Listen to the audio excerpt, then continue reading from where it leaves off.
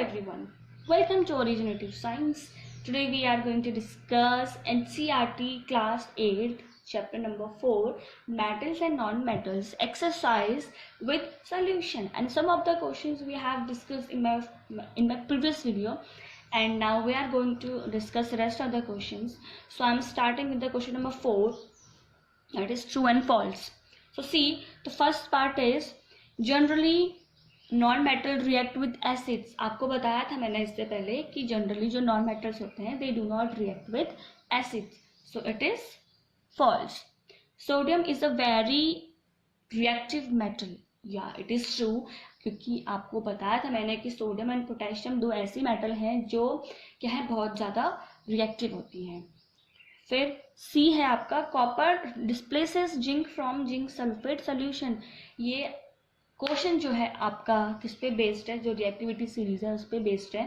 उसमें आपने देखा होगा जो कॉपर है वो हमेशा जिंक के बाद आता है, तो यानी जिंक क्या है कॉपर से ज़्यादा रिएक्टिव है, तो इसलिए कॉपर जिंक को डिस्प्लेस नहीं कर सकता है जिंक सल्फेट सॉल्यूशन से, so it is false. D आपका, coal can be drawn into wires. तो कोल जो है आपका एक नॉन मेटल है, तो नॉन मेटल्स को हम वायर्स में ड्रॉ नहीं कर सकते, और इस प्रॉपर्टी को क्या बोलते हैं हम, डक्टिलिटी बोलते हैं. Ductility is a property of metal by which we can draw them into a wire, so it is false. Now moving on to the next question, give reasons for the following. पहला part है आपका, aluminium foils are used to wrap food items. कि हम aluminium foils को क्यों use करते हैं food को रैप करने के लिए. तो इसके पीछे का क्या रीज़न है कि आपको पता है कि जो मेटल्स होती हैं हम उन्हें थिन शीट्स में कन्वर्ट कर सकते हैं, है ना, और इस प्रॉपर्टी को हम बोलते हैं मेल्लेबिलिटी. तो जो आपका एल्युमिनियम है that is a very soft malleable metal and it can be beaten into sheets to form thin wrapping sheets. और सबसे इम्पॉर्टेंट बात ये है कि it do not react with food. ये फूड के साथ रिएक्ट नहीं करता है, इसलिए it is use for wrapping the food items. Okay, now B part है आपका, immersion rods for heating liquid are made up of metallic substances. जो इमर्शन रॉड होती हैं they are made up of metals, क्योंकि metals आपको पता है are very good conductor of electricity, और जब मेटल से इलेक्ट्रिसिटी पास होती है तो they get hot very soon, and इससे बहुत क्या हो जाता है, वाटर बहुत जल्दी गर्म हो जाता है. तो इसलिए हम क्या करते हैं, मेटल्स का यूज़ करते हैं इमर्शन रॉड्स को बनाने के लिए.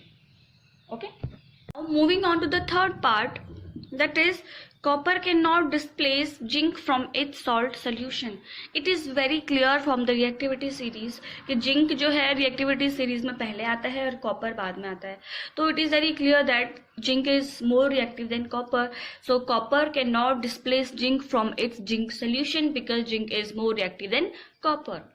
Okay, now fourth part, sodium and potassium are stored in kerosene. जो सोडियम एंड पोटेशियम है both of them are stored in kerosene oil because they are very reactive metal, in fact very very highly reactive metal they both are.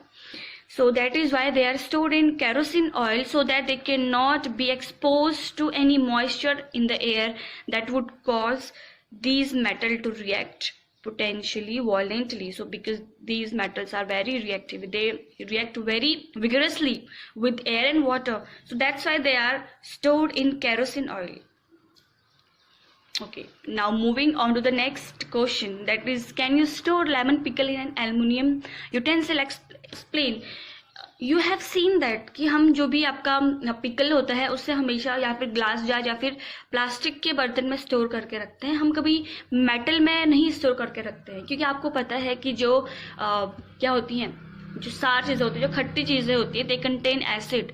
अगर हम उसे metal के container में रखेंगे तो they will react with metal. आपको पता है जब एसिड मेटल के साथ रिएक्ट करता है तो इट प्रोड्यूसेस हाइड्रोजन गैस, है ना, so it can spoil your pickle.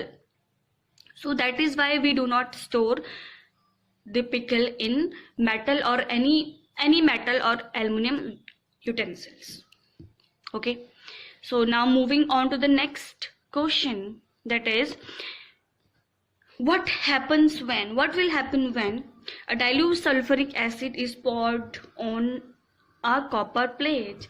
क्या होगा अगर हम डाइल्यूट सल्फ्यूरिक एसिड को कॉपर प्लेट में डालेंगे?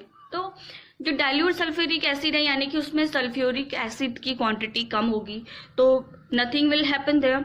But if we will drop concentrated sulfuric acid over copper plate, effervescence is observed, and this happened because of the formation of hydrogen gas, because we know that what happens when acids react with metal, they produces hydrogen gas. So hydrogen gas will be produced or liberated. Okay, moving on to the next part, that is iron nails are placed in copper sulfate solution. What will happen when iron nails are placed in copper sulfate solution? So simply what will happen, there will be reaction takes place between the copper and iron, and what will you see, the color will change from blue to light green, because copper का जो colour होता है that is blue colour. जो copper sulphate का solution होता है वो blue होता है. अगर हम उसमें आयरन नेल डाल देंगे तो what will happen, this iron will replace copper from copper sulphate solution. ठीक है, and it will form ferrous sulphate, और ये फेरस सल्फेट सोल्यूशन बना देगा जो कि कौन से कलर का होगा, ग्रीन कलर का होगा, और कॉपर क्या हो जाएगा, डिस्प्लेस हो जाएगा. तो इस रिएक्शन में भी आपको दिख रहा है कि जो आयरन है that is more reactive than copper, इसलिए वो कॉपर को यहाँ से डिस्प्लेस कर सकता है कॉपर सल्फेट सोल्यूशन से. अभी मैंने आपको बताया कि जो कॉपर सल्फेट का कलर होता है दैट इज ब्लू कलर. कोई भी कॉपर सल्फेट का आपने सोल्यूशन बनाया वो आपका ब्लू कलर का है. ठीक है, आपने उसमें क्या कर दिया, आयरन की नेल डाल दी, तो after some time you will see कि जो आयरन है वो कॉपर को डिस्प्लेस कर देगा और it will form ferrous sulphate जो कि ग्रीन कलर का होगा. Okay, now see next question, that is Saloni took a piece of burning charcoal and collected the gas evolved in a test tube. Saloni ने क्या किया, एक burning piece of charcoal लिया और उसकी जो भी गैस इवॉल्व हो रही है उसे टेस्ट ट्यूब में कलेक्ट कर लिया. तो फर्स्ट पार्ट है इसका, how will she find the nature of the gas, कि वो गैस की नेचर कैसे बताएगी. बी पार्ट है, write down word equation of all the reaction taking place in this process. और आपको वर्ड रिएक्शन लिखनी है जो भी रिएक्शन इसमें होगी. सबसे पहले इसने क्या किया, in a test tube containing गैस एड फ्यू, सबसे पहले उसने क्या किया, फ्यू ड्रॉप्स ऑफ वाटर हमने इसमें ऐड कर दी. Then cover the test tube and shake well, फिर टेस्ट ट्यूब को कवर करके हम उसे अच्छे से शेक करेंगे.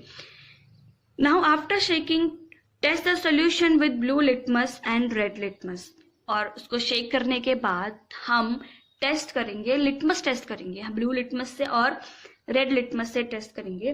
तो हम देखेंगे it will change from blue to red. तो इसमें क्या चेंज हुआ कि ब्लू लिटमस आपका रेड लिटमस में चेंज हो गया, and it means the gas is acidic in nature, because we know that हमने 7th क्लास में पढ़ा है कि जब लिटमस पेपर ब्लू से रेड में चेंज होता है it means it is acid, और जब रेड से ब्लू में चेंज होता है तो it means it is basic. Now moving on to the B part, hope it is clear to you. Now B part हम डिस्कस करेंगे, दैट इज कि इसमें कौन सी रिएक्शंस होंगे. हम उस रिएक्शन को क्या करेंगे, वर्ड रिएक्शन हम लिख रहे हैं. तो सबसे पहले देखिए आप, charcoal reacts with oxygen to form carbon dioxide. जब चारकोल है वो ऑक्सीजन के साथ रिएक्ट करेगा तो it will form carbon dioxide, क्योंकि चारकोल में कार्बन है. तो carbon from charcoal plus oxygen O2, so it will form your CO2, that is carbon dioxide. Okay, so now moving on to the next question. One day Rita went to a jeweler's shop with her mother. Her mother gave an old gold jewelry to this goldsmith to polish. Next day when they brought the jewelry back, they found that there was a slight loss in the weight. Can you suggest a reason for the loss in weight? आपको reason बताना है कि jewellery का जो wait है वो कम क्यों हुआ. सो जो गोल्ड स्मिथ होते हैं वो क्या करते हैं, गोल्ड ज्वेलरी को पॉलिश करते हैं, है ना।